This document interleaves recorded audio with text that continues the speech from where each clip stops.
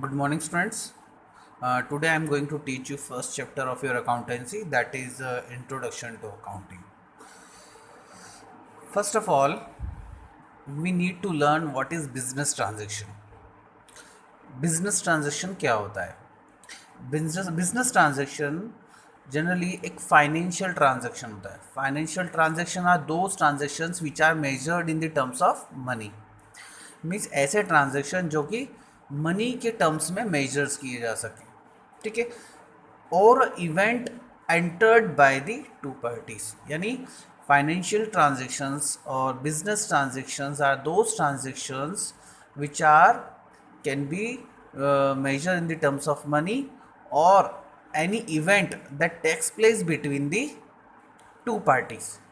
जब भी कोई दो पार्टी आपस में कोई लेन देन करती है उसे हम बोलते हैं बिजनेस ट्रांजेक्शन, ठीक है.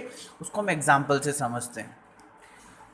When a customer goes to the shop buying the goods and services for the exchange of money. Generally जब कोई भी कस्टमर दुकान पे जाता है या शॉप पे जाता है, उसके बदले में वो क्या देता है, मनी को पे करता है और उसके बदले में गुड्स और सर्विसेज एक्सचेंज कर लेता है. यानी इन दोनों के बीच में जो ट्रांजैक्शन हुआ है हम उसे बोलेंगे बिजनेस ट्रांजैक्शन, ठीक है. नेक्स्ट हम आते हैं what is accounting.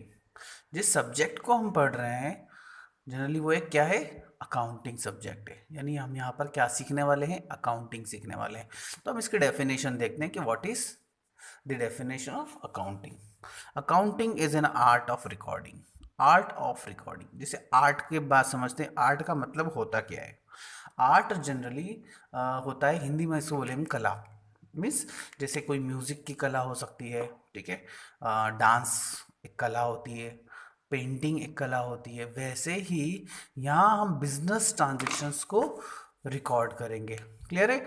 The counting is an art of recording. Classifying, first of all जब हम इसको रिकॉर्ड करना सीखेंगे देन हम उसको क्लासीफाई करेंगे, कैटेगराइज करेंगे. यानी अलग अलग जो सिमिलर नेचर की जो ट्रांजेक्शन्स होते हैं उसको हम क्या करेंगे, क्लासीफाई करेंगे, ठीक है. जैसे सैलरी का अकाउंट, वेजेस का अकाउंट, कैश का अकाउंट, स्टॉक का अकाउंट, ठीक है. यानी हम क्या करने वाले हैं, जो डिफरेंट सिमिलर नेचर की जो ट्रांजैक्शंस होंगे उसको हम क्या करेंगे, क्लासिफाई करेंगे, कैटेगराइज करेंगे, ठीक है. After making categorisation we will summarise it. यानी हम उसके बाद जितने भी अलग अलग कैटेगरी अकाउंट्स की बनेगी उसको हम क्या करने वाले हैं, उसकी एक समराइजिंग करने वाले हैं, समरी बनाने वाले हैं, ठीक है. उसको कैलकुलेट करेंगे, टोटल नंबर ऑफ जो ट्रांजेक्शन्स हुए हैं उसका हम कैलकुलेशन करेंगे इन अ स्पेसिफिक मैनर. यहाँ बहुत इंपॉर्टेंट चीज़ आती है, specific manner.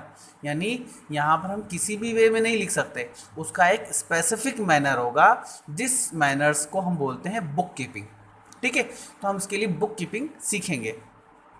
Specific to all the business transaction, यानी जितने भी बिजनेस ट्रांजेक्शन्स होते हैं उसको रिकॉर्ड करने का आर्ट होता है अकाउंटिंग. उसको क्लासिफाई करने का तरीका होता है अकाउंटिंग. उसको उसकी समराइजिंग करना, उसकी समरी बनाना और उसको कैलकुलेट करने का काम होता है अकाउंटिंग. यानी जनरली हम इसकी डेफिनेशन को ओवरऑल पढ़ेंगे तो आपको समझ में आएगा. Accounting is an art of recording, classifying, summarising in a significant manners and in the terms of money. Generally जितने भी ट्रांजेक्शन बिजनेस के होने चाहिए वो in the terms of money होने चाहिए, पैसों के टर्म्स में उसको कैलकुलेट करना बहुत ज़रूरी है, ठीक है ना. एक क्वांटिटेटिव डाटा होना बहुत ज़रूरी है क्योंकि क्वालिटेटिव डाटा को हम मेज़र नहीं कर सकते. जैसे हम ब्यूटी को कभी मेज़र नहीं कर सकते, लेकिन हम किसी गुड्स की जो कॉस्ट है उसको हम इन the terms of money calculate कर सकते हैं. जैसे आपकी बुक 100 रुपीज़ की है, यानी हमने उस बुक्स की वैल्यू को किस में कन्वर्ट कर लिया, मनी में कन्वर्ट कर लिया. इसलिए मॉनेटरी वैल्यू किसी ट्रांजैक्शन की होना बहुत ज़रूरी होता है, ठीक है. ये हो जाता है यहाँ पर डेफिनेशन ऑफ अकाउंटिंग.